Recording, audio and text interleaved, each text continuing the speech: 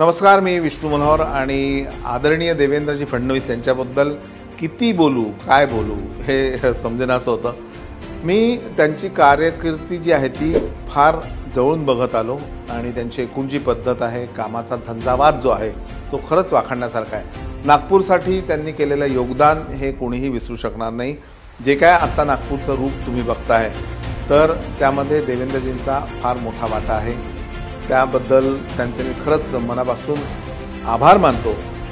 कित्येक लोकांना त्यांनी कामाला लावलं आणि मिहानचा एकूण जो काय आत्ता भाग तुम्हाला बदललेला दिसतोय त्यामागे त्यांची प्रचंड मेहनत आहे. आपण ठरवतो ना की मला हे लोकांसाठी करायचंच आहे, चांगलंच करायचं आहे, तर ते प्रतिकूल परिस्थितीमध्ये कसं करायचं हे त्यांच्याकडनं शिकायला पाहिजे.